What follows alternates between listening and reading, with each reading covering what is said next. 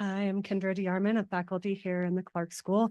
Thank you all so much for being here at our very first Community Forum 2025, very first panel. Our topic is Community Adaptation for a More Sustainable Future. I would like to welcome up, we have a virtual presenter, Sydney Gainforth. I would also like to welcome up Jules Dunlavey, Ashley Favor, and Henry Williams to the front.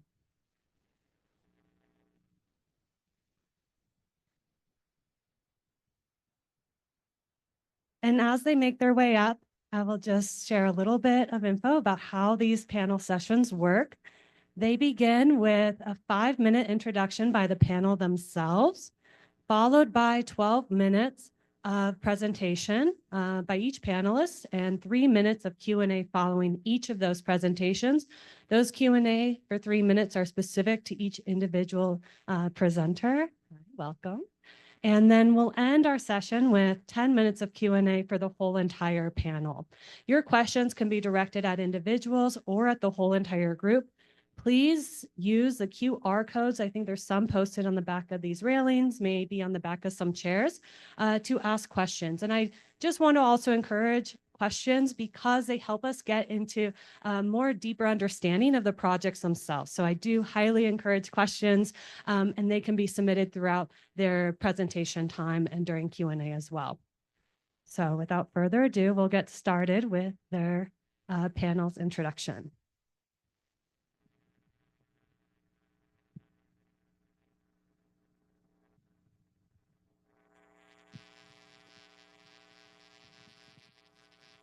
Hi all, I'm Jules.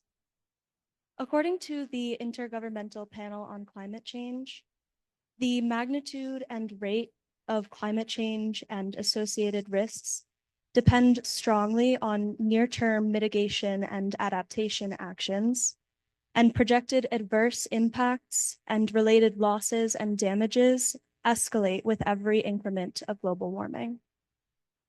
We are already facing a climate-altered future. Human activity and extractive industries have accelerated changes to our environment, including more frequent and intense heat waves, droughts, wildfires, and other extreme weather events. Traditional approaches to mitigation, which tend to be driven from above and focus on individual action, often fall short in their efforts to curb emissions. This leaves us as citizens and as communities to grapple with the challenge of adaptation. We can proceed to the next slide, please. So housing crises and food insecurities experienced worldwide are inadvertent repercussions faced due to historical periods such as industrialization. While these timeframes exemplified consistent growth, provided countless opportunities, and resulted in economic gain, they also encouraged tumultuous densities of inhabitants. Our society is being tasked to unify and revise our land occupancy models so that we may ensure equity and sustainability. Through identifying the origin of our present-day struggles and prioritizing thoughtful solutions, we can strive to redefine the rules that dictate how we relate to our landscape and how we relate to one another. Our projects are rooted in a shared challenge we've all observed. Systems built for efficiency or expansion are now showing signs of strain. From rising food insecurity and urban sprawl to the degradation of natural systems, we're seeing the need to rethink how we live and use resources. Each of us is responding to that need in a different way.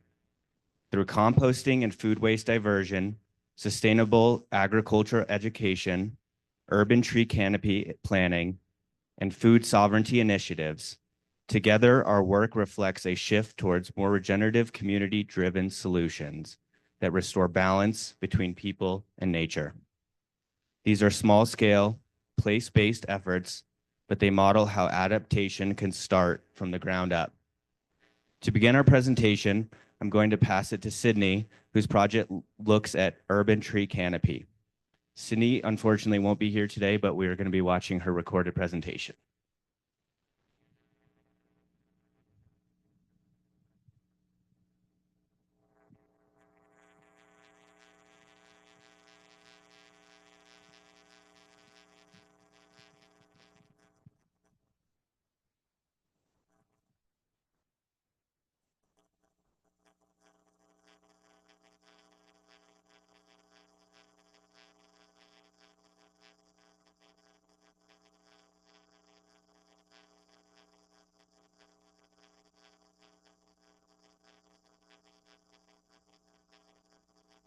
and my project is titled Urban Tree. Hello, my name is Sydney Gainforth, and I am based out of Michigan. And my project is titled Urban Tree Canopy Analysis and Factors Affecting Mortality in the Upper Midwest. So I'm going to take you all to the Rust Belt region of the United States and focus on the communities there. Rust Belt cities are shrinking in size for a variety of reasons, one of which being the decline of industry in this region. This has led to pockets of cities experiencing higher rates of disinvestment and abandonment. Vacancy is highly correlated with increasing proportions of vulnerable populations within the community and with decreasing amounts of green space. This is an environmental justice issue because trees and other plants are extremely beneficial, especially in urban settings. Trees should be considered essential parts of urban infrastructure. They work to absorb greenhouse gas emissions to mitigate climate change and filter air pollution. Furthermore, they help slow water runoff, preventing erosion and filtering contaminants from the water. Urban trees have been shown to improve people's mental and physical health as well. This exact same scenario is occurring in my home, which is the Saginaw Bay watershed of Michigan. Pictured on the right is a vacant industrial building in the city of Saginaw, which lies within this watershed. My employer and community sponsor, the Saginaw Basin Land Conservancy, has been doing work to try and rectify the loss of tree canopy in this area for quite a few years now. We have various projects, including Better Branches in the Pollinator Program, that provide essential remediation of natural green spaces within the cities of Saginaw and Bay City. These pictures give you a glimpse into what a volunteer day can look like for these types of projects. This type of work is typically taking place on vacant properties. Through research, we found that Saginaw has an approximate tree canopy coverage of 29%, and Bay City has about 24%. Both are under the 40% tree canopy coverage target put in place by the Michigan Forest Action Plan. So what is the most effective way of fixing this? I was looking to answer 3 questions with my project. 1, what causes canopy decline? 2, how can you arrest the canopy decline? And 3, what is the canopy of the city of Bay City like? Methods for my project include collecting data from various sources for the city of Bay City to compare and analyze with the Saginaw data. Data collected includes population per census block group, area, and canopy coverage. I used iTree Canopy Analysis Tool, Tree Equity Score information, and U.S. Census information. As well as working with data, I also conducted a literature review. I dove into literature on the topic to answer the first 2 questions of what causes canopy decline and how you can arrest it. I mainly focused on searching factors that play a role in urban tree mortality and how to cater to the needs of urban trees, with a focus on the upper Midwest region of the United States.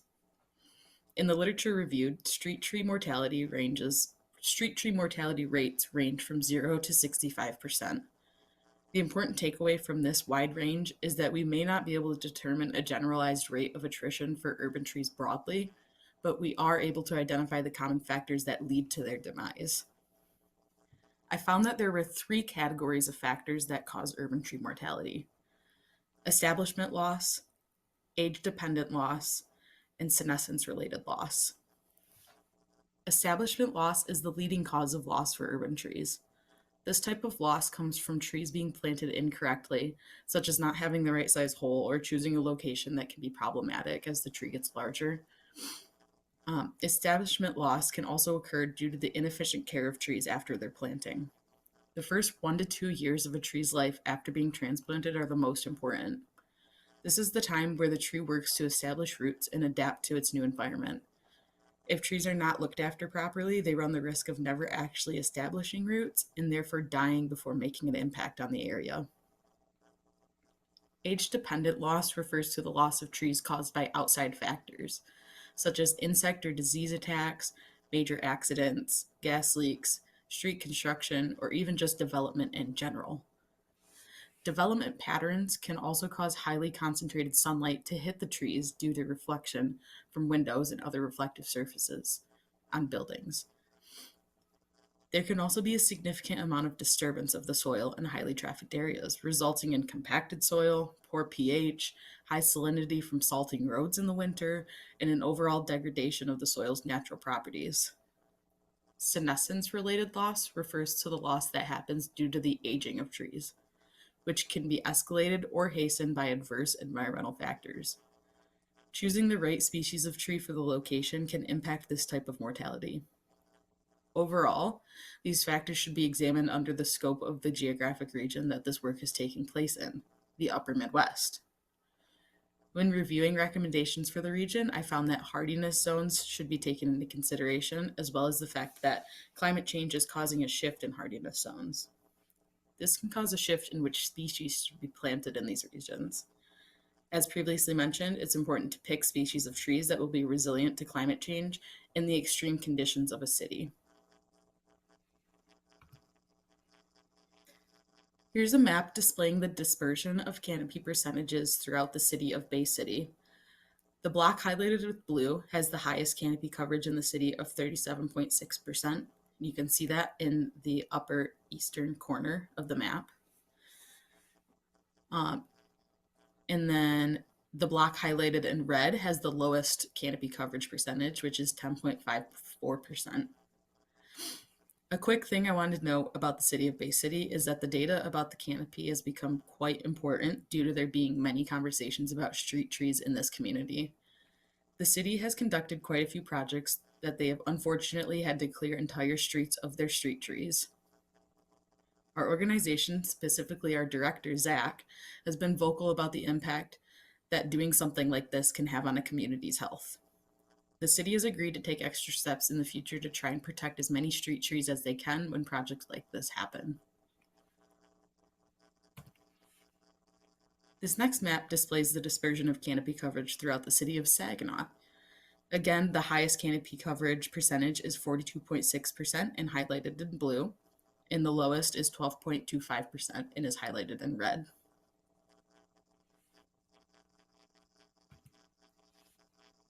When you examine these areas of higher and lower canopy coverage through aerial imagery, you can see that they're quite similar in composition.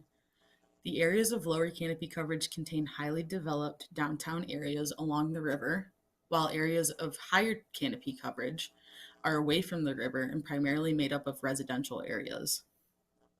The difference in size of these census block groups should be noted too. Smaller census blocks are more likely to be residential, while larger ones tend to be more heterogeneous in their composition and incorporate more diversity in terms of land use. Areas of lower canopy coverage contain higher levels of development and industrial sites in some cases as well.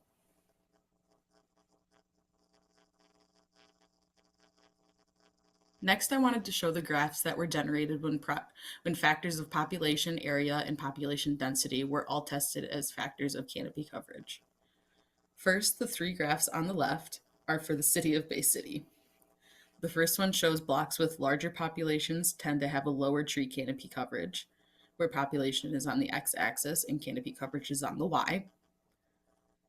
The second one down on the left shows the census block groups that are larger in area and have lower tree canopy coverage, with area on the x-axis and canopy coverage on the y again.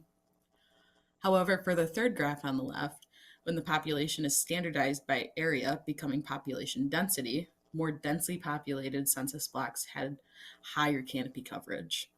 And that's the final graph on the left. In Saginaw, population density and area were correlated with canopy coverage, which you can see in the second and third graphs on the right. Overall population size in a census block was not correlated with canopy coverage, which can be seen in the first graph on the right. However, larger blocks tended to have lower canopy coverage, and like in Bay City, more densely populated blocks had higher canopy coverage as well. So some conclusions and recommendations that you can take away from this study is that not one city can be a prime example of what a canopy can and should look like, because each city has its own distinct factors that make its canopy coverage state unrepeatable. Man and nature are working against urban trees every day, so the best route recommended to take is to ensure that new trees are surviving in locations that may need their presence the most. In general, large, sparsely populated blocks are likely to have low canopy coverage. An explanation to this could be that census blocks with these characteristics are home to industrial sites in the city. Although planting on these sites will not directly affect as many residents, there could still be benefits in the form of reduced air and noise pollution. Climate change has proven to have extreme impacts on the urban heat island effect, and the more this cycle appears to perpetuate, the more important it is to have trees and other types of vegetation to help lessen the effects. However, urban heat island effects are also creating unappealing conditions for trees to be planted. So in the face of climate change, there must be more of an effort to ensure success for trees being planted in urban tree management. Overall, green spaces are essential parts of urban infrastructure and should be maintained the same way that other parts of urban infrastructure are. Considering the facts of this study, some recommendations can be made in terms of methods of planting, locations for planting based on goals, and trends within the two cities discussed.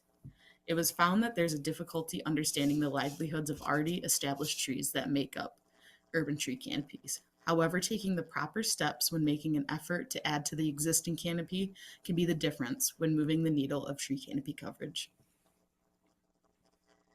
And some acknowledgements I wanted to make. I wanted to thank my employer and community sponsor, the Saginaw Basin Land Conservancy, Western Colorado University and the Clark School, as well as my mentor, Dr. Susan Washko, and my boss and community sponsor, Zachary Brannigan, and of course, my friends and family that have helped me through my many years of schooling. Thank you. President Trump's sweeping new tariffs have shocked the stock market and drawn criticism from leaders on both sides of the aisle. To discuss the political aftermath of the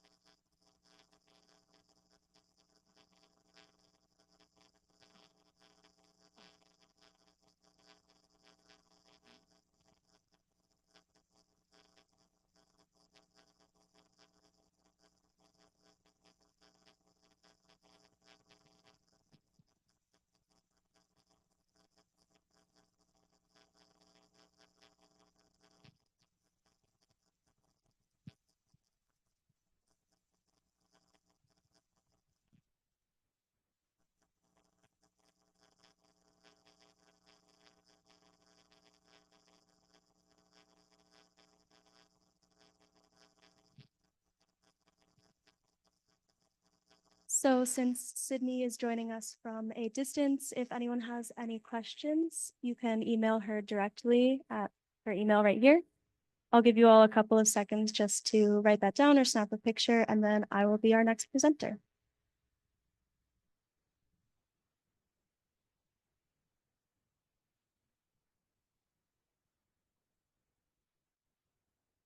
So for my project, I have been working to expand sustainable agricultural education for youth in the Gunnison Valley. Focusing primarily on hydroponics, this programming would enable middle and high school students to gain hands-on experience with innovative farming technology that incorporates a real-world context for food production and today's environmental challenges. But before we get into that, I'd like to give you all some background. Mountain Roots Food Project is a nonprofit organization here in the Gunnison Valley dedicated to enhancing a resilient and equitable local food system. I began working with Mountain Roots in 2023 as an environmental education fellow. Since 2011, Mountain Roots has partnered with the Gunnison Watershed School District to implement a variety of farm-to-school objectives, including building 2 1,000 square foot vegetable gardens at Gunnison Elementary and Crested Butte Community School. These living classrooms provide valuable hands-on experiences for students both in and out of school, and our farm-to-school educators bring hundreds of hours of programming to all K-5 students in the GWSD. However, I noticed there were fewer opportunities for middle and high school students to engage with Farm to School, to learn about the importance of sustainable agriculture and local food systems. Today, the average American farmer is around 58 years old, and although recent census data now shows a slight increase in the number of young and beginning farmers, we're still seeing the farming labor force disappear pretty rapidly. The mechanization and industrialization of agriculture, coupled with increasing consolidation of capacity and control in the food supply chain, means that we are steadily losing US farms and farmland. Through Farm to School, students might be inspired towards careers in things like regenerative agriculture and sustainable food production, helping to effectively restore this sector as well as facilitate its adaptation to a climate-altered future. With this kind of as my guiding concept, I decided that the central component of my project would be writing and applying for a Patrick Leahy Farm to School grant in partnership with the GWSD and Infinity Green's hydroponic farms. The stated objective would be to plan, implement, and evaluate the integration of a hydroponic farming topic in secondary science classes at the GWSD. While I was writing this grant, I was also communicating with the district's nutrition director, who first introduced me to these: the Flex Farm Vertical Hydroponic Unit, an efficient, scalable, and transformative indoor garden that can grow around 394 pounds of produce annually. The narrative for this grant project outlined the following activities. Mountain Roots would procure and install 2 flex farms for the GWSD, convene a curriculum planning team to develop standards-based science lessons for grades 6 through 8, launch a high school hydroponics internship opportunity at Infinity Greens, and devise a strategy to incorporate student-grown greens into cafeteria meals. But before diving into those details, it's important to answer the question of why hydroponics? For those who are unfamiliar, hydroponics is a horticultural method that involves growing plants without soil, using water-based mineral nutrient solutions in a controlled indoor environment. These systems are a sustainable alternative for food production that offer several benefits. They are generally quite resource efficient, and despite requiring less space, they allow for increased crop yield and faster growth rates compared to traditional farming methods. With hydroponics, we can grow local food year-round in places where that might otherwise be difficult, if not impossible, like dense urban areas and cold climates. For us here, since we are in a Rocky Mountain region at 7,000 to 9,000 feet, we have an average of only about 55 frost-free days. And of course, since those are during the summer, this limits the amount of in-school hours dedicated to hands-on agricultural experiences. But in my opinion, the opportunity for hydroponics here goes beyond just those benefits I've listed. It also shows students that farming can look different than the traditional kind of stereotypical image of tractors and acres of row crops. There are already reports of serious barriers to entry for young people in the agricultural field, ranging from the cost of land to the challenges of rural life, even the overall stress of the industry, like being at the mercy of the weather. Hydroponics can overcome each of these, and more importantly, it teaches students that there are so many unique ways we can use science and technology to overcome barriers and promote sustainability. So Mountain Roots was awarded this grant totaling nearly $50,000 in July 2024. And by August, my supervisor and I were conducting outreach in the community to recruit members to our curriculum planning team. This is an example of the informational flyers we were distributing via email and at PTA and school board meetings. And the goal here is to gather feedback from diverse perspectives within the school community to ensure that our programming is representative, accessible, and inclusive for all learners, and that the lessons we develop are not just successful, but are relevant and exciting for students. At the same time, I was researching some hydroponics related curricula and beginning to develop lessons aligned with middle school science standards.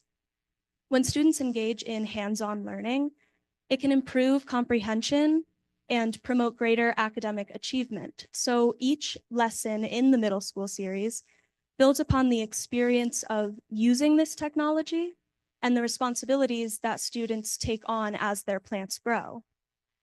For example, students would learn about energy and the law of conservation of matter through the lens of photosynthesis as they set up light towers. They would, they would practice using pH indicators while learning about water health and nutrient availability in hydroponic systems. And while learning about food security and sustainability, students would even see their learning have a real-world impact when their hydroponically grown heads of lettuce, for example, make their ways into the school cafeteria salad bar. Another area in which we made great progress was in launching the high school hydroponics internship opportunity. This would take place at Infinity Greens, where students could gain 80 hours of supervised work experience, and upon completion, also receive a $1,200 scholarship and a half credit towards their graduation requirements. This opportunity provides the kind of vocational training and support that's really invaluable for aspiring agriculturalists. And we've already had our first intern join the farm team this spring. So that gives us a lot of confidence in and hopes for the future and longevity of this programming. Unfortunately, we did encounter a few roadblocks at the beginning of 2025, which slowed down the progress of this project's timeline. After the January 28th pause on federal funding, there was widespread uncertainty about the future of these kinds of projects. And on top of ongoing construction at both schools, we decided to take a brief step back to reassess our plans. By March, the project team had confirmation that funds committed in fiscal year 24 would remain available, and that allowed us to move forward with purchasing those flex farms and to start setting some new implementation goals for the next school year. In the meantime, we had sent out a survey to the members of our curriculum planning team to address the program structure and found that there was a lot of concern over the uptake and longevity of the programming, especially in middle schools. As one respondent put it, when equipment from outside of the schools is placed in the schools without someone who has the time, passion, or skill to champion the program, they are often underutilized. For us on the project team, this re-emphasized the need to develop lessons that are user-friendly and strategic, and to collaborate directly with classroom teachers so that our activities fit within the scope and sequence of their pre-existing curricula. We're having ongoing discussions with the science team at the GWSD, planning some meetings for the summer to finalize development, and hoping to pilot this program in schools next year. What this means for next steps is that as we finalize curriculum development, it is so crucial to continue strengthening these collaborative partnerships with the Mountain Roots Farm to School team and our stakeholders at the GWSD. To support the long-term sustainability of this programming, we're drafting formal MOUs with the district and creating some succession plans to explore the possibility of institutionalizing hydroponics in a science elective course. I want to wrap up by addressing the ongoing challenges brought on by recent changes in the federal government. Dozens of programs and more than $1.2 billion in funding supporting local food and regional food infrastructure have been canceled recently, including the Patrick Leahy Farm to School program that made this project possible. On top of that, the federal government last week canceled over $400 million in funding for AmeriCorps programs nationwide. This would prematurely end the service of nearly 300 AmeriCorps members in Colorado, 25 of whom are managed by Mountain Roots, including myself. And this would leave communities without valuable, often crucial services ranging from agricultural education to things like food relief, mental health support, wildfire mitigation. These combined losses are having devastating impacts on communities, small farmers, and school nutrition programs, especially amid rising food costs and increasing consolidation. I urge everyone here to continue supporting and advocating for these kinds of projects and programs, and have provided a couple of links where you can find some more information and some lists of action items. I truly appreciate everyone for being here today and for listening, because it is these communities and networks that are so needed right now and who truly hold the power to shape what a sustainable future will look like. With that, I would like to thank my community sponsor, Mountain Roots Food Project, my amazing mentor, Dr. Kendra Diarman, and all those who have supported me and helped me out along the way. And thank you all for listening.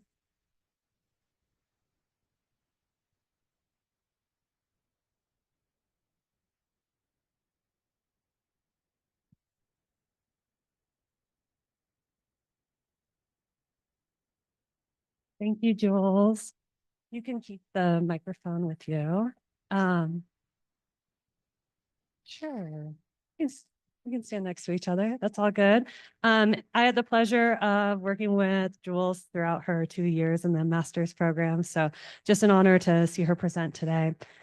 We do have a question from the audience. And again, feel free to post questions through that QR code. There will be time for asking again at the end of the panel itself.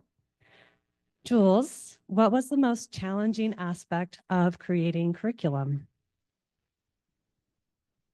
I think for me, I was very excited about a lot of the things we were developing curriculum on, and I frequently had to rein in all of my ideas to actually be developmentally appropriate and aligned with the standards, because I was just so excited to get into the science and really dive deep. So I would say that reining it in and making sure it's actually appropriate for 8th graders and not for me was probably the biggest challenge. Another question that I'll ask is, what would Mountain Roots have done if funding, let's say for these flex farms, had been canceled? I think that at Mountain Roots, we were all really passionate about and interested in this project, and we definitely would have continued with curriculum development. I think that as far as funding for those flex farms, we would have explored different avenues for raising that money, because we would not have wanted to let that funding cancellation stop the work that we were doing. I think that we feel that work is important and would have prioritized that and found another way to get it done. And one last question for you right now before we transition to the next panelist. Can future MEM students continue this project? I think absolutely yes. The Patrick Leahy Farm to School grant is a 2-year program. So I have been working on it in this first year, but it's going to continue until 2026. So it's absolutely still being worked on. And we're hoping, of course, that it continues being programming in the schools even beyond the period of performance. So there will always be that opportunity. Great. Thank you, Jules. Thank you.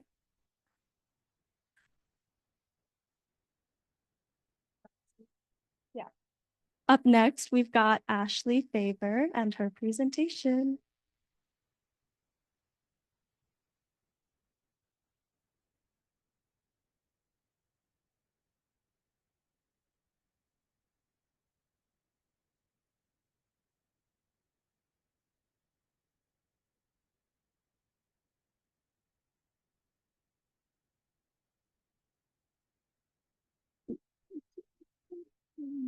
Great. Hello, everyone. Thank you for being here today. My name is Ashley Favor, and my project was entitled Resilient Systems for Food Sovereignty. And I'd like to start by painting a picture of how I arrived at my project work. So this would begin with the coronavirus pandemic that we've all lived through, which shifted a lot of energies in our world. But for me personally, this manifested when walking into grocery stores and witnessing the shelves of fresh produce completely barren and no longer accessible. So this motivated me to become involved with my community and learn how to grow my own food. So upon moving to Gunnison around this time, I became involved with our local nonprofit Mountain Roots Food Project, who Jules just spoke with you about. And it was here I became acquainted with my community sponsor, Susan Wyman, owner and operator of Gunnison Gardens, who many of you may lovingly refer to as the crazy chicken lady. And I'm not alone when I claim that I learned so much through the time that I spent with Sue, being a prominent source of education here in the Valley and instilling all of the confidence necessary to learn how to grow food in a cold climate region. I also connected with several people throughout these experiences who inspired me to embark on my degree path, and I became interested in sustainable building in addition to regenerative agriculture. And Sue and I determined that we had these interests in common, so we sought out to design and build a passive solar production size greenhouse for her nearly 4-acre parcel of land here in the Gunnison city limits, where she operates her farm. And the main reason for needing the greenhouse at the property was to improve efficiency at the farm and offer food security in the off seasons. But I'd like to take a moment to define some terminology for those of you who may not be familiar with these concepts. So beginning with regenerative agriculture, this is a holistic approach to farming, which focuses on soil and ecosystem restoration and enhancement, which therefore contributes to farm efficiency and food system resiliency. And sustainable or natural building is an approach to construction, which emphasizes locally sourced, minimally processed, renewable and recycled materials, such as clay, straw, and sand. And it utilizes traditional building techniques such as straw bale cob and adobe. But most importantly, this style of building supports both people and the planet. And passive solar is a strategy often used in sustainable building to naturally heat, cool, and light, whether that be a livable dwelling or in our case, a greenhouse, through harnessing the sun's energy, maximizing it in the winter, and minimizing it in the summer. As I mentioned, passive solar systems are built to function in harmony with nature and independently from mechanical or electrical devices, unlike active solar. So this would primarily rely on the south orientation of the overall structure and the interior north thermal wall, which stores and releases heat from the sun. So the thermal mass of the wall, which refers to the material being utilized, is calculated based on the dimensions of the structure and in accordance with other contributing elements. So in these examples pictured, you can see that the thermal wall on the left was built with fast wall blocks, which are made of recycled non-toxic materials, and the thermal wall on the right was built with water bags. And additional key principles that would require careful calculation in passive solar systems would include the amount and type of glazing, ventilation, and insulation. So the beautiful thing about natural building is that it's not only cost effective, utilizing natural and recycled materials, it is also extremely user friendly, therefore presenting the opportunity to engage with and educate community members.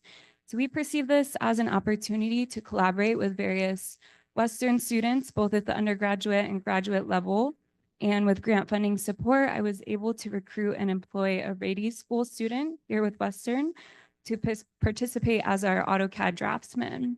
And I was also able to participate in several sustainable building workshops and working opportunities, which would therefore inform the direction and success of our project.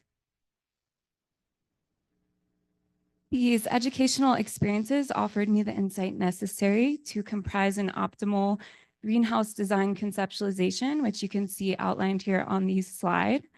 This chart represents a portion of the specs that were calculated and the materials that were elected in response to an in-depth research analysis. And seeing that we were somewhat limited with creative freedom due to site-specific parameters, we were most excited to experiment with materials such as steel water barrels for our north thermal wall and pallet cob for our additional surrounding walls, which is a highly insulative, low-cost material, and produced in addition to several other figures in collaboration with our draftsman. You can see this figure here, which represents the overall dimensions of the building, the placement of the ventilation and doors.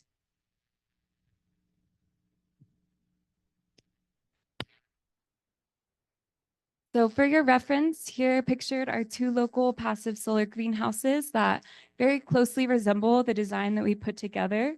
And these were extremely useful means to replicate certain qualities that prove sound over many years of operation and tweak others that could stand to improve and therefore impact the overall function of the structure. So an example, the water bag thermal wall that I mentioned was highly discouraged due to the strength of the sun manipulating the stability of the plastic and therefore throwing off the mass ratio and hindering the function of the structure. Seeing that our greenhouse was well on its way to fruition, we approached the city seeking a building permit to proceed with our plan. And at that time, it was determined that the land being utilized for agricultural purposes was not in compliance with the Land Development Code. The land is zoned as residential mixed use, being tucked away at the end of a neighborhood street and would require housing for residents to exist on the property. Gunnison, like many places, is rapidly growing and experiencing a housing crisis. And when the land was obtained over 10 years ago, the farm was not a cause for concern. However, now that the need for housing has increased, the city is tightening up restrictions and codes, and my project work therefore evolved to alternatively entail drafting a proposal for a planned unit development, halting our plans to build the greenhouse for the time being. And we would submit this PUD, is also what it's referred to city officials in pursuit of land compliance. And our proposal was drafted to uphold 4 design principles, the first of which being healthy food and soil, energy efficiency, resiliency, and affordable housing. And as you can see on this slide, it was also drafted to entail 4 phases. The first phase being the farm operation, which is now moving into its 11th year of production. Phase 2 would include our cold climate greenhouse implementation. Phase 3 was a cluster of energy efficient cottages, which would offer affordable housing for residents and farm labor. And phase 4 would be a farmhouse to host communicative and educational events. And our phased approach was largely due to the lack of very costly infrastructure in the neighborhood, such as utilities, and the lack of secure funding to develop said infrastructure. When we met with city officials to deliver our preliminary submission of the proposal, it was not very well received. Unfortunately, they claimed it would not satisfy the requirements of the Land Development Code, and they were specifically targeting our phased approach. And while this feedback was extremely constructive, it was also discouraging, seeing that our ability to approach in developing the land, we didn't have an alternative method at this time. So that brings me to present day prospects, which would be the glass parcel project. This is a prospective project which includes a team of high-end developers with an impressive track record who are simultaneously dedicated to changing the food ecosystem. And they're working on this prospective project west of and adjacent to Gunnison Gardens. And this project aspires to deliver the middle housing that is missing from our region, accommodating affordable housing and supporting small businesses such as Gunnison Gardens. And they do so by prioritizing an agri-hood development model, which compromises both food and real estate. So as we've discussed, the demands of urbanization are affecting landowners on varying scales, requiring them to navigate unforeseen circumstances, such as the story that I've shared with you today. Reflecting on our accomplishments in this project, I'm most proud of the amount of folks that came together from many differing backgrounds with a common goal in mind to support local food, and the figures who dedicate themselves to accomplishing this mission. We obtained a great deal of knowledge as a team, exposing others to these unique yet critical processes. And I conducted a large portion of the research and planning required, including future resources and their respectful costs, to pass on to whomever participates in progressing on this project. So I am hopeful that we'll build our greenhouse in the future, but in the meantime, Gunnison Gardens will continue to dwell on the land, providing nutrient-dense food for residents and pivotal education for young aspiring farmers. Regarding my personal development, I'm grateful for the many opportunities that I participated in through this degree path. Following my time working with Mountain Roots and Gunnison Gardens, I became an organic skilled mentor and a community food systems supervisor for many students here at Western. And these experiences really solidified my desire to want to continue working in these environments rooted in education and ensuring that young youth can be stewards for our future. So most recently, I accepted a role with a wilderness school as their youth instructor for their Farm and Forest Roots program. So I'm really excited to embark on that opportunity. Thank you. So with that, I would like to thank Susan Wyman for extending the opportunity to participate in this truly enriching project, which I learned so much from. Margie and John Haley for their generous contribution supporting the reach of our project. Both of my amazing mentors, Jillian Bauer and Kate Clark, who provided me wonderful insight all throughout the time that we spent together. Western's Clark School and Rady School for their willingness to collaborate, and all the students who contributed their time to this project, and the City of Gunnison for their willingness to allow students to learn from real world scenarios, and the numerous individuals who dedicated their time in educational opportunities for us. So with that, thank you.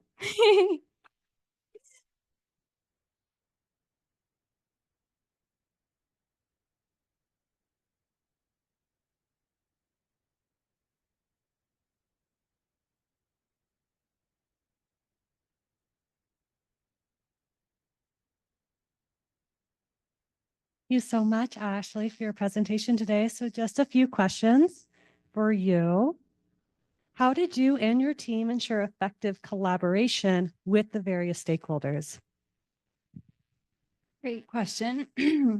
I'd say one of the biggest things that I learned in this project work was, I think our main stakeholder would have been the City of Gunnison, and seeing that both the city and we all were very busy. I don't believe that we met with them quite as frequently as we needed to. But the other stakeholders involved, I think regular meetings was a really helpful thing. So I think if we met with them sooner, and had more communication, that would have maybe helped move the ball in a different direction. But yeah, definitely regular meetings, I think, is an important thing. That makes sense. Will Sue's incredible work on the farm be allowed to continue despite the greenhouse plan being shut down currently by the city? Yes, absolutely. There's no stopping Sue if anyone knows her. She will continue on. Yeah. And I think we'll definitely build a greenhouse at some point, but for now, just a pause. Okay. And then I'm going to ask a similar question that was asked to Jules. Can future MEM students continue working on this project? Yes, I think they're highly encouraged. As I mentioned, Sue's a great source of education, and we would love to have future collaborators on this project. I think there's plenty of opportunities. And I think my main role in it was kind of clarifying what is needed and doing that initial work. So I think here forward, students may have a little bit more clarity in what their role is in this project and would learn a ton. So I highly recommend getting involved. Awesome. Thank you. That's what we have time for questions right now. And you can pass it over to our next presenter. Sweet. So with that, I'm going to pass it to Hank, who's going to talk to you about community composting initiatives.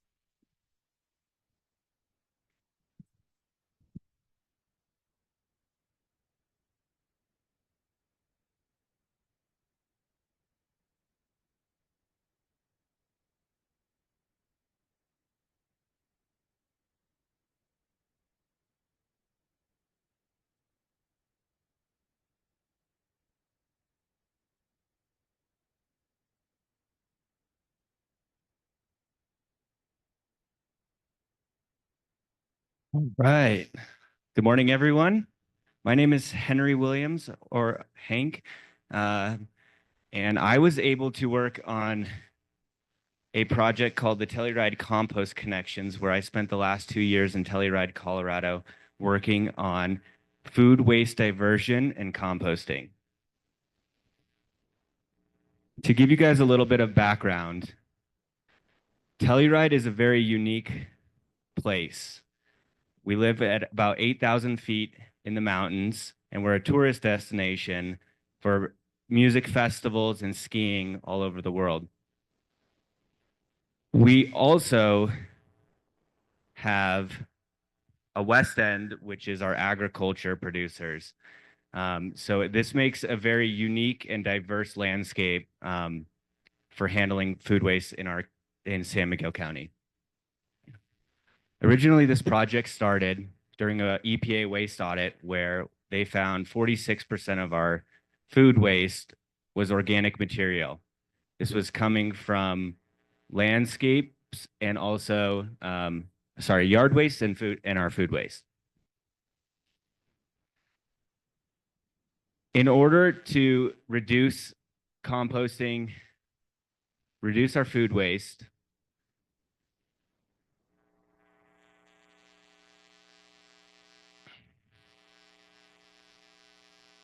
I'm sorry, excuse me one second.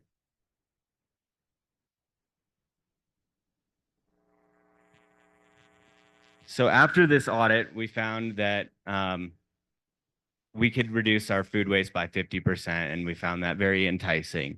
Not only would this help our food waste going to landfills and creating methane, a toxic gas that goes into our atmosphere, it also helps our soil resiliency.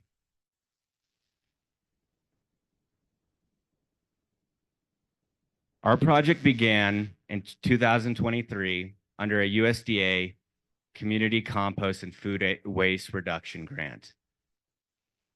This included a multitude of different sectors in our community, including governmental entities, local nonprofits, as well as municipalities. In this project, we got to work with the town of Telluride, San Miguel County, the town of Mountain Village, and many local partners. The focus of our project was to reduce food waste, create composting infrastructure, and continue community engagement and education. The first thing we wanted to assess was what were the current composting behaviors, barriers, and opportunities in our county. So we ran a survey using local media outlets, and we're able to get some really interesting insights. With over 40 responses from our commercial sector, we found that there was a huge interest in composting in general. We also found that the most common material types were cardboard and paper and fruits and vegetables. When it comes to composting, you need a good mix of greens and brown waste in order for the compost to compost. If it doesn't have a good mix, then it becomes anaerobic and also will create methane that goes into the atmosphere, therefore, and also smelling really bad. So finding this out was key. Cardboard and paper are considered browns. As you can see, it was our highest number of compostable material, coming in second with fruits and vegetables. This gives us insight that there is already a good mix coming into the waste stream. We also ran a survey for our residential community, finding that it was similar, but here mostly our residents were producing green waste. This shows a need that browns may need to be imported into the waste stream to provide good compost for our community. One of the last insights is we had a general overall consensus that most of our community was interested in at least learning more about composting if they were not composting already. So we began our pilot program for commercial businesses and HOAs and apartment buildings. This pilot program offered an incentive to anybody who signed a one-year deal for 30% off for their first year. And we were able to pilot the program with 3 commercial businesses and 2 HOAs. On the left here, you can see our individual compost buckets that were placed in our units, individual units, and then from there, you would take that out to your 96-gallon bucket outside. So a key structure to our project was building infrastructure. Here on the left, you can see our seasonal bin drop-off that was set up in Mountain Village. This was set up, currently is being set up right now, so in the spring. And then it also is set up in the fall when there's lots of pumpkins. And on the right here, you can see our bear-proof bins. This was essential to being able to scale and also keep pests out of the waste stream. During the pilot, Delta Compost was picked to be our facility of choice. This is currently 90 miles outside of Telluride. It also holds our bio waste and biosolids that come from Telluride from the wastewater treatment plant. Together, these are used to make a compost that is great for landscapes and other projects similar to that. There was concern that this material would not work with farms as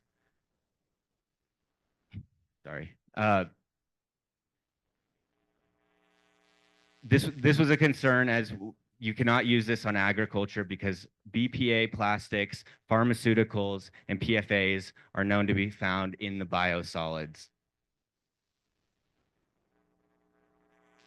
So we began outreach, education, and marketing with a goal of giving clear message to our community of how to compost, what to compost, and where to compost.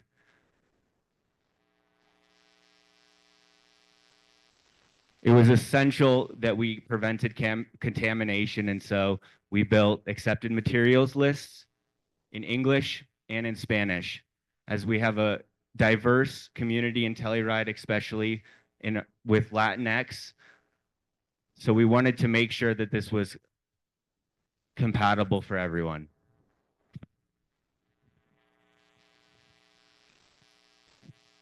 Along the way, we had many educational events. One community event that we were able to do was in our West End farm at a regenerative agriculture farm, Indian Ridge Farms. Here, we learned about different composting techniques. We were able to bring in middle schoolers and also advanced farmers, having a diverse curriculum.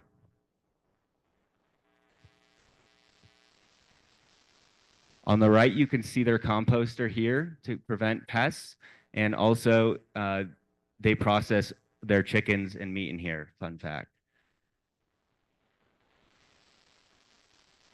Last Thursday, we presented the movie Common Ground in Telluride. This is an amazing movie. If anybody has not seen this, it is now just released on Amazon Prime, and it is an amazing message. We had about 66 members from the community come out to this with local vendors selling foods and also where you could get information on composting. So overall project outcomes throughout the 2 years, we were able to save 100 to 200 tons of waste, preventing it from going to the landfill, with 27.8 metric tons of CO2 emissions being avoided of going into the atmosphere. We were able to build a community educating of at least 1,000 people through flyers, social media, and local media outlets. Currently, we have 10 commercial businesses actively participating, including 2 HOAs with 22 commercial businesses interested in signing up. Some successes from this project came from onboarding that Telluride High School as Eco Action Partners, a local nonprofit, and also the Sustainability Club in Telluride put this on. So it's really exciting to see that students are leading other students in preventing food waste. We also were able to onboard our biggest commercial business, the Telluride Ski Resort. So the Telluride Ski Resort will now be composting in all of their restaurants and all of their facilities going forward. Some news articles over the project. Our drop bins was able to divert 10,000 pounds in pumpkins, and it looks like pizza boxes as well. But we also were in the Telluride Daily Planet for highlighting success in our partners who did compost. And then last but not least, this was published last week in honor. Here we can see some of our partners at Delta Compost with our heap of compost that has been created. And also honoring International Composting Week. If anybody didn't know, this week is International Composting Week. So we had the honor of creating a plethora of events in Telluride. Monday we held composting trivia, and yesterday we had a plant swap at the library where you could get some of the compost from Delta Compost. And we have things going on all week. If you were not able to make it, we had a compost bingo that allowed you to kind of do your own thing and explore. So what's next? This project is really ready to scale, but what will be important is continuing to monitor our waste volume and contamination. Bringing composting to our west end will be key, as our farmers really expressed that they wanted good quality product. Scaling to more HOAs and also opening up the program to residents, as that has been expressed through our surveys. And then securing long-term funding will be key. Currently, the grant is being looked at as to extend by another year, as there's still funding to be spent for this program. The soil is our common ground. What we give to it, it gives back tenfold. I would like to thank all of our partners. I would also like to thank my advisors, Jillian Bauer, Dr. Z. I'd like to thank San Miguel County, my advisor, Jared Briggs, as well as Bruin Waste, Rob Kendall, and the plethora of people who helped, who I'm not naming now, but they know who they are. And we really couldn't have made this happen without everybody in the community being engaged and actually wanting to create change. So thank you.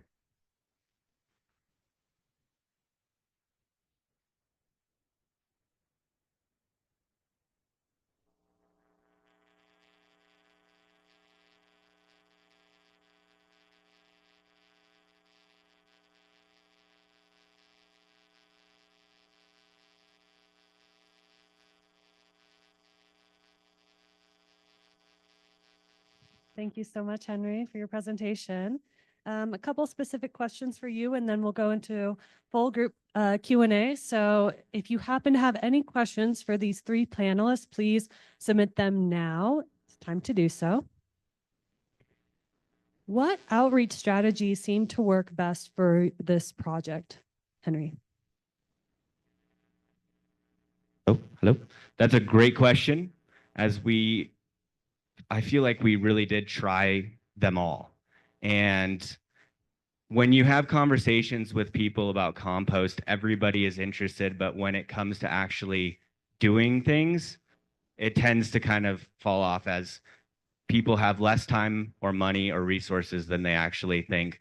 So having real in-person communication, conversations with individuals, and then having thorough follow-up was the biggest success that we had. Awesome, thank you. What advice would you give someone trying to launch a similar program in a rural mountain town? I would recommend that they read my report after this, because the whole goal of this was to create a scalable composting. I would also say that you need more than just yourself. You really need a team of people who care. Great. And what are the chances that Telluride will start a composting festival over the festival season? Composting festival is going on right now. Compost Awareness Week. Let's go. Hopefully it'll continue on for years to come. Great, thank you. We'll now engage in questions for the full group.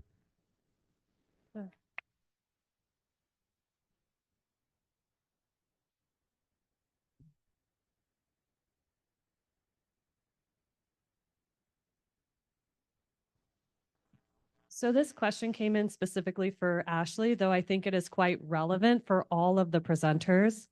What is the biggest lesson learned from your MEM project? Yeah, I think I briefly spoke to this with one of the last questions that I answered, but I'm a big believer in communication and consistency and clarity. So I think those 3 C's are really what I learned, especially when working with stakeholders, is that consistent engagement, regardless of how busy all of the entities involved are, is really crucial to success of whatever it is you're trying to achieve. Did they answer too, or? Yes, please. I would say kind of the same with communication and stakeholders, but very specifically, I think that's one of the advantages of this programming is actually learning through experiencing, because no matter how many times I was told in a class, you know, it's hard to work with your stakeholders, you got to be good about communicating and following up and everything. It really took experiencing that personally, working with stakeholders in my project to fully comprehend it. And now I have that experience. I agree with these two. Communication and consistency were a key factor in my project as well. I would also say overcoming obstacles, being resilient. Things aren't always going to go the way you want, and sometimes you gotta be very adaptable to get the things you want. So Great. If you could have, what would you have done differently if you could redo your projects? Or if, let's say, you are just beginning your project now with some of the things you've learned, would there be any changes made? The whole group. I would say that if I was starting over, something I would prioritize from the beginning would be collaborating with teachers, because in writing and planning this grant project, although we decided agricultural education was the way to go and make some real changes and implement some really cool programming, we kind of initially went into it, and I especially, with this idea of, okay, I'll do it. I'm really passionate. I'm going to do it myself. And I'm going to go into the schools and say, here you go. Here's this lovely thing I made for you. When in reality, teachers are busy. There are standards. I think that mainly if I could start over, I would be working with them from the start, getting some real passion going, some engagement going. Yeah, I remember early on in my project, my mentors kind of suggesting the importance of a feasibility check-in. And at the time being really headstrong, thinking, no, we're going to build this greenhouse, it's going to happen. So definitely looking back, I think being, like Hank mentioned, more open to that resiliency and adaptability, and accepting early on that things aren't always going to go how you expect them to, especially at the speed that you want them to. So I think going at it from that approach and having a plan B, C, and D from the get-go would be very helpful and supportive for the project. Yeah, I think one thing I would have done differently was saying yes to everything, every opportunity. You only have one master's degree, or maybe you have more, but I will only have one. And there were times where I said no to opportunities because I had work or I had other obligations. And in reality, I may have been able to make more time to go out and visit Delta Compost or engaged a community member in a different way. Sounds good. I have one last group question and then a specific question for each of you. Given that stakeholder engagement was so prevalent and important for each of your projects, what is your biggest advice for stakeholder engagement, specifically in rural communities? That is a great question. Consistency, follow up. You're not always going to get people responding, or you're not always going to have people engaging the way you would like. And so following up, I touched on this earlier, but that really is the key. And continue to be resilient and engaging. Listen to your peers. They really do have valuable insights, and sometimes it's not all about talking yourself. So I think, especially for small, rural, mountain communities, what we lack in size, we make up for in passion, for sure. There are so many people in this community and in others who want to do all of these great things. But at the same time, there are a lot of us who are really busy with other things. So I would say making the time for communicating with stakeholders, being flexible, and, planning ahead. So it's not like I'm going to reach out to a school teacher and be like, let's meet at 2 p.m. this Friday, because they're going to be in school. But, being smart and strategic and communicating clearly, following up is so important too. Yeah, echoing all of that. I think one tool that we started to utilize about halfway into our project work would be sort of participating in community events more, like planning and zoning meetings and things like that.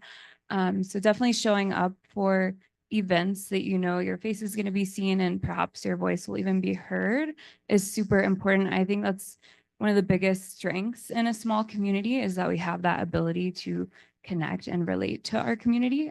So yeah, that would be one tool I'd recommend. Thank you. And then individual question, one for each before we finish the panel today. Ashley, for you, can you speak a little bit about the current status and opportunities for green building, or however you would like to reframe that concept, but currently here? Do you mean with, or whomever asked, with my project work specifically, or in this community, or just in general, like in the world? In general, In yeah. the world, yeah. I think currently in the world where it's a strange time because society doesn't really accept this way of building. But I think fortunately a lot of folks are moving towards it, and it's highly sought after for various reasons. Like I know in California, there was the wildfires, and a lot of these techniques are very fireproof and fire resistant. So I'm hopeful that we'll start moving towards this style of building, and I don't see why we wouldn't, but I think like change, it takes time. So yeah, I think that's where we're at currently. Thank you. And Jules, for you, I know that some of this news around AmeriCorps funding has been fairly recent. How are organizations that are dependent on AmeriCorps responding? And you could talk specifically about Mountain Roots, or generally. At Mountain Roots, there's a lot of ongoing support for the AmeriCorps members here. And particular to Colorado, we haven't necessarily stopped our work. We are operating through Serve Colorado, who is one of 24 state agencies currently filing a lawsuit about that funding being canceled. So while I can't speak to other states, I know that unfortunately in some other locations, members have been terminated and have left service early. But right here in the Gunnison Valley, all of us at Mountain Roots are continuing our work, and we're just kind of dealing with the uncertainty one day at a time. Okay. And lastly, for Henry, how do you readjust compost if you don't have the right mix of green and brown matter? And I'll also add to this question, or if there is plastic or other things added in that cannot be composted. That's a great question. Delta Compost expressed that glass was actually the biggest contaminant and the hardest to get out. So you can use methods to sift, but essentially broken glass makes it hard. Usually if there's a minor amount of plastic in the compost, it'll rise to the top and you can just pluck it out. If there's too much contamination, then you probably would need to not use it as compost, unfortunately. And I forgot the first part. Oh, is the mix. The mix, brown and green matter. Yeah, so you really, the focus is to find things on your property that you can use. So it would be dead grass, leaves, things like that to mix with your food waste at home. If you don't have that type of stuff, like a lot of our farmers don't have enough, they have to input wood chips and things like that onto their farm. Okay, thank you all so much for your wonderful presentations, wonderful projects. It was so lovely to hear from all of you. Can we give one last round of applause for our first panel this morning?